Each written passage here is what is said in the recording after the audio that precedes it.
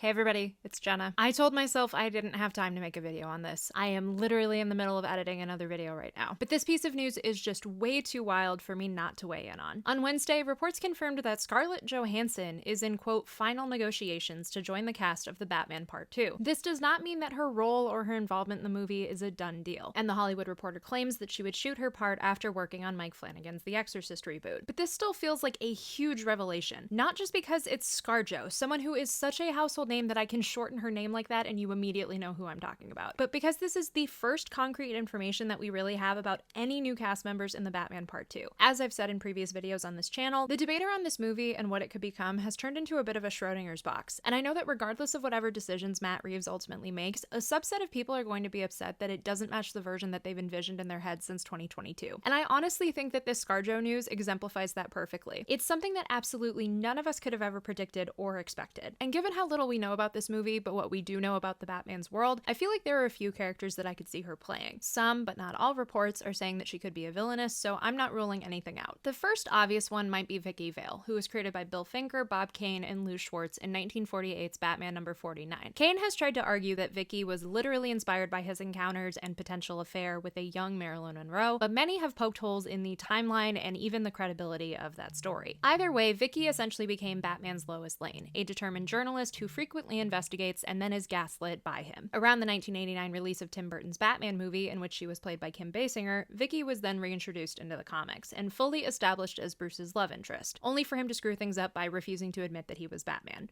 Shocker. She has since been a persistent journalist, a talk show host on the DCU's version of The View, and simultaneously a love interest and a thorn in Batman's side. And she has influenced the movies and shows quite a bit, but obviously Basinger's performance is the gold standard in the modern popular culture. Honestly, Vicky was one of those characters who I felt like we could always see in this universe in some capacity, and I would be very on board with a modern take on her, especially from ScarJo. The second one, who I have seen a lot of theories about in the immediate aftermath of this news, is Andrea Beaumont. Created by Alan Burnett, Paul Dini, and Bruce Timm for the 1993 animated movie Batman Mask of the Phantasm, she was originally introduced as Bruce's college love interest, and eventually fiancé. After fleeing the country and breaking off their engagement, Andrea trains for years to become the Phantasm, the masked vigilante who returns to Gotham to haunt Joker and fight Bruce. After bouncing around DC's animated shows for a little bit, she made her official comics debut in Tom King and Clay Mann's Batman Catwoman series. I will admit that before today, I hadn't considered the possibility of Part 2 adapting Andrea and maybe Phantasm. It felt a bit too redundant to what is already brewing between Bruce and Selina, and Mask of Phantasm is just so beloved among the fandom that it felt like hollowed ground to even step on. I also honestly think everyone is jumping to that role for ScarJo because it's another action girl role not unlike Natasha Romanoff. I could see it, and I wouldn't be mad if we got it, but that also feels like pigeonholing her and this movie a little bit. One character who I have wanted to see in Part 2, even before these reports started today, is Silver St. Cloud. Created by Steve Englehart and Walt Simonson in 1977's Detective Comics number 470, Silver is a wealthy socialite who is regarded to be Bruce's first serious girlfriend in the comics. She discovers his secret identity by recognizing the chin under his cowl, which I just love, and ultimately breaks up with him because she doesn't want to be stuck at home worrying about him every night. Since then, she has kind of been usurped by some of Bruce's other love interests, but when she has returned, people have loved her. Just look at My Adventures with Superman. Also, although it may or may not be canon anymore because of one other reason, the scene where Bruce proposes to Silver in the Wagging Gyre is adorable to me. Plus, she has canonically dated Elmer Fudd. How can you not love her? I have been hoping to see Silver in Part 2 for a while now because she just feels like a character who makes so much sense in this corner of things, and who could help evolve Pattinson's Bruce Wayne side in a really fun way. I had not necessarily thought about ScarJo playing her, but I would welcome it. There's also the very real possibility that ScarJo's role could just be an original character, something that this corner of movies and shows has already done very well. Or she could be a gender-bent version of one of Batman's more iconic villains. Either way, it is just so refreshing to know that we have some casting details around this movie, especially when it is something that we could not have possibly seen from a mile away. Who do you think ScarJo could maybe be playing in The Batman Part 2? Share your thoughts in the comments below, and please don't forget to like, subscribe, and share with your friends if you haven't already done so. As always, you can find me on social media, especially on Threads at Hey It's Jenna Lynn. Merch is available at the link in the description. Thank you all so much for watching, and as always, go read some comics.